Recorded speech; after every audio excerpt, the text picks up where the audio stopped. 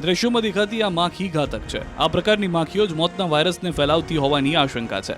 આ માખીનું નામ છે સેન્ડ ફ્લાય એટલે કે રેત માખી, જેને આરોગ્ય વિભાગની ટીમ પરીક્ષણ માટે હાલ પકડી રહી છે। રાજ્યના બાળકો પર હાલ મોટો ખતરો તોળાઈ રહ્યો છે। ચાંદીપુરા વાયરસથી 8 શંકાસ્પદ મોત થતાં ખળભળાટ મચી ગયો છે। પંચમહાલના કોટડામાં 4 વર્ષની માસૂમ બાળકીનું ચાંદીપુરા વાયરસથી મોત થયાની આશંકા છે। જો કે વાયરસથી જ મોત થયું છે કે કેમ એની ખાતરી રિપોર્ટ આવ્યા બાદ જ થશે, પરંતુ આરોગ્ય વિભાગ શંકાસ્પદ મોત બાદ કામે લાગી ગયું છે। ચાંદીપુરા વાયરસનો ફેલાવો થવા પાછળ જવાબદાર ગણાતી સેન્ડ ફ્લાય એટલે કે રેત માખીના સેમ્પલ એકત્રિત કરી પુણે લેબોરેટરીમાં પરીક્ષણ માટે મોકલવામાં આવી રહ્યા છે। મૃતક બાળકીના ઘર અને તેની આજુબાજુના મકાનોમાંથી પણ સેમ્પલ લેવાઈ રહ્યા છે। આરોગ્ય વિભાગ દ્વારા આગામી 14 દિવસ સુધી સર્વેલન્સ કામગીરી કરવામાં આવશે।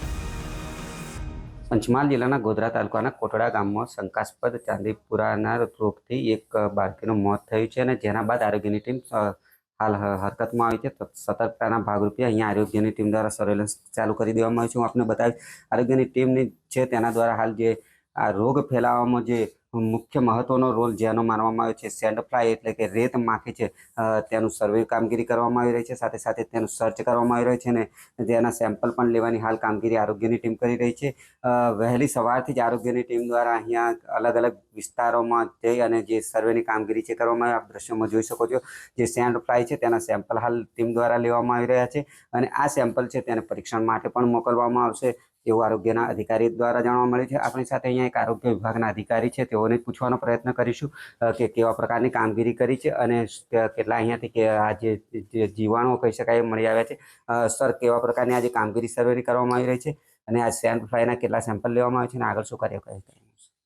આજે સસ્પેક્ટેડ વાયરલ એન્કેફેલાઇટિસના કેસમાં સેન્ડ ફ્લાયનું કલેક્શન એન્ટોમોલોજીકલ વર્ક કરવામાં આવ્યું છે અને જેના હિસાબે અહીંયા ગામના એ ઘરમાં અને એની આજુબાજુના ઘરોમાં સેન્ડ ફ્લાયનું કલેક્શન થાય છે અને એ સેન્ડ ફ્લાયને આપણે એનઆઈવી પુણે ખાતે આઈડેન્ટિફિકેશન માટે મોકલી આપશું અને એના પછી જોડે જોડે ગઈકાલથી સર્વેલન્સની કામગીરી કરવામાં આવી છે। એના આજુબાજુના 235ની વસ્તી છે એ ફળિયાની, તો એ ઘરોમાં અને મેલેથિયોનનું ડસ્ટિંગ તથા ફોકલ સ્પ્રે અને અન્ય સર્વેલન્સની બીજા 0 થી 15 સુધીના નાના બાળકોને સર્વેલન્સની કામગીરી, ફીવર છે કે તાવ છે કે ઝાડા ઉલટી છે કે એ પ્રમાણે સસ્પેક્ટેડ શંકાસ્પદ જણાય તો પીએચસીમાં ટ્રાન્સફર કરવા અથવા તો ગોધરા સિવિલ હોસ્પિટલ ખાતે બી મોકલી આપવા એવું બધી એક્ટિવિટી ચાલુ છે। એટલે હજુ બી 14 દિવસ સુધી એક્ટિવિટી ચાલુ રહેશે। સર, જે અસરગ્રસ્ત બાળકી છે તેના ઘરેથી આ પ્રકારની જે સેન્ડ ફ્લાય છે તે મળી આવી છે કે? હા, એ ઘરમાં બી 2-3 જેટલી સેન્ડ ફ્લાયો કલેક્શન થઈ છે। આજુબાજુના 500 મીટરના વિસ્તારમાં જેટલા ઘરો છે એ ઘરોમાં બી સેન્ડ ફ્લાયની ડેન્સિટી જોવા મળી છે, તો એને આપણે આઈડેન્ટિફિકેશન માટે પુણે મોકલી આપશું એવું છે। હતા આરોગ્ય અધિકારી અને તેઓ જણાવી રહ્યા છે કે અહીંયાથી જે સેન્ડ ફ્લાય છે તે મળી આવી છે અને જેના સેમ્પલો પુણે મોકલવામાં આવશે।